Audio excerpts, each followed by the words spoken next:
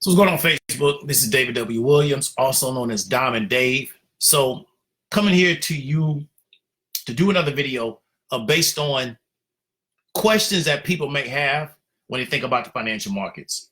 And normally these are going to be questions that people are going to have that are going to keep them from participating in the financial market. So what we wanted to do was address these questions, go ahead and get an understanding of these particular questions, get some answers to these questions so that if you've been thinking about the financial markets and you've been thinking about how the financial markets can change your life, you will not allow these limiting beliefs or some of these false beliefs to prevent you from getting into the markets. So let's go ahead and get into it.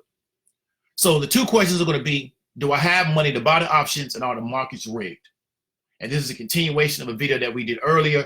And we're going to keep on pushing along and answering these questions and trying to get some understanding of what may be stopping you from getting into the markets. So let's look at the first question, which is, do I have the money to buy options?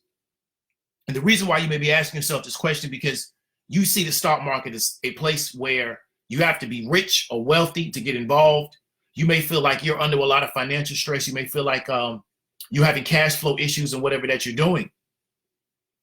And I'm here to tell you is that I used to think the same thing about the markets because of what I saw the markets representing. And so I saw the markets representing a place for really, really rich and wealthy people to get involved in. And I didn't understand that you don't have to be rich or wealthy to get involved in the markets. And let me tell you why. Once you learn how to evaluate companies properly, it's not about how much money you have. It's about, do you think that particular valuation of that company is correct? And then you decide whether or not you want to spend the money to invest in that company. So the first thing you need to worry about is your ability to evaluate companies properly, which is where I come in, because I can put you in contact with people that can show you how to evaluate companies properly.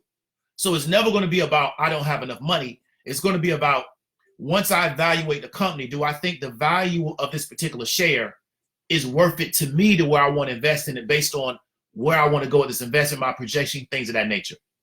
Also, what we're seeing with a lot of these brokerages to expand their base of clients or expand their base of subscribers, they're allowing you to buy what we call fractional shares.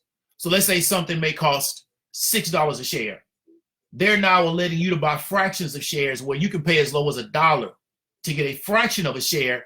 And then every time you got an extra dollar, you keep putting money in that particular share account to eventually when you own a full share.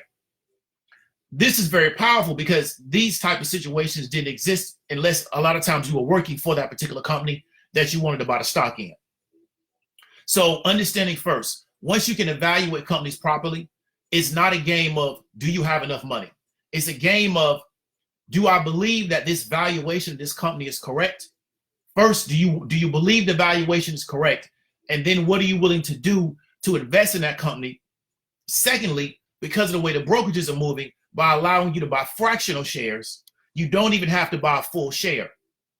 So if a share is $100, you can incrementally buy your way into that particular share, which is very powerful because now what it's doing is it's lowering the barrier and allowing more and more people to invest. So we addressed that first question where it's not about you having to be rich or wealthy to get involved in the markets. And you should not feel that because you're not rich or wealthy or you have cash flow issues, you're being excluded from participating in the market. So let's get to the second question.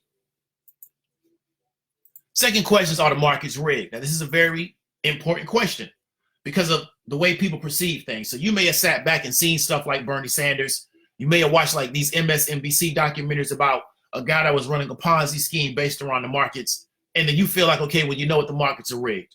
And I don't want to get involved in the market because it's kind of like playing a lottery. Well, if I put my money into it, I'm going to lose my money. And I'm going to be correct with you. I used to think the same thing. 10 years ago, I knew very little about the markets. Okay. And if I knew what I knew now, if I knew 10 years ago what I know about the markets now, I'd be worth probably $10 million. However, because I didn't have a lot of knowledge of the particular space and I was unsure, I felt like I was going to put my money into these particular situations and the people was going to run away with my money. Let me explain something to you. When you're talking about a publicly owned company and you're talking about investing in a publicly owned company, it's extremely difficult for them to steal your money. It's easier for somebody to steal your money if you put your money into a real estate deal with a real estate investor, or you put your money into somebody's privately owned business. It's easier for them to steal your money because their information is not going to be public. There's so many checks and balances in a publicly owned company. when you invest in them, all their information is public and their accounting is done in such a way where if the accounting is incorrect, the accounting firm is on the hook for that particular institution. It's very difficult for Apple or Microsoft to steal your money which you invested in with stocks. It's really easy for you to put your money on a wholesale deal and for the guy that you put your money with in a wholesale deal to just disappear forever. Even if you got a contract with the guy, it's easy and there's no recourse you're going to have because you can't get back in contact with that person. So once I started to understand these things, because like I said before in the previous video, I got in contact with the right information, I was able to understand that there's really not, it's the likelihood of you getting rigged by you invested in publicly owned companies is extremely low, and it's lower than you investing in other situations. I'm not saying that those situations are bad, but there's a higher likelihood that that person, because you're dealing with an individual, can disappear with your money and you have no recourse to get your money back is higher than you investing in an Apple or Microsoft or Amazon. Amazon isn't going anywhere, okay? All their information about their company is public. It's on the internet. A lot of us don't even know that. Their balance sheet is on the internet. So you can understand exactly what is going on in that company and understanding that it's not likely that Amazon is going to shutter their business in the next 30 days and you're going to have your money stuck into that particular company and you can't get it out. So when you look at it from that particular standpoint, it may be safer to put your money into really solidly publicly owned companies than other areas. However, that's the decision that you got to make on yourself.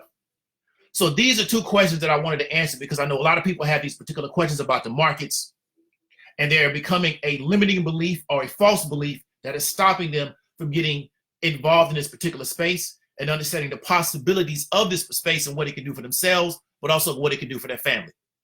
So now I want to transition into an offer that I have for you. If you're a person that already has a background in the markets, you have a basic understanding of the markets, I have a really good offer for you. For the next maybe 1 to 2 weeks, I'm going to teach you how to get the highest paid job in the world. And that highest paid job in the world is based around understanding how to play stock options. So stock options are a derivative of actual shares that a person has in the market, a derivative of the actual shares in a company, which is why I want you to have a fundamental understanding of the market before you get into the options game. However, if you do, I'm having a really special course. It's going to be a $50 program. It's really short, it's compact, but it's very powerful, it's very valuable, in which I can teach you how to set up options plays. And so what you're looking at is a graphic of a person who was a former student of mine, still connected to her, and she was able to clear around $135 before 12 o'clock a.m. And this is why we call this the highest paying job in the world. And I can really, really quickly show you some very simple ways to set up these type of plays. It's not going to take a year of study. It's just going to take you having the right information, you being focused and disciplined around what you're doing. However, this offer for $50 will expire on January 1st. So if you want to take advantage of that, or you know somebody else that will want to take advantage of that, make sure you get this out to them. If you have any questions about getting involved in the actual stock market, reach out to me, let me know. I can put you in contact with the right people that can help you with that. And if you have any other questions, just PM me or hit me up in the comments. This is David W. Williams, and I'll talk to you later.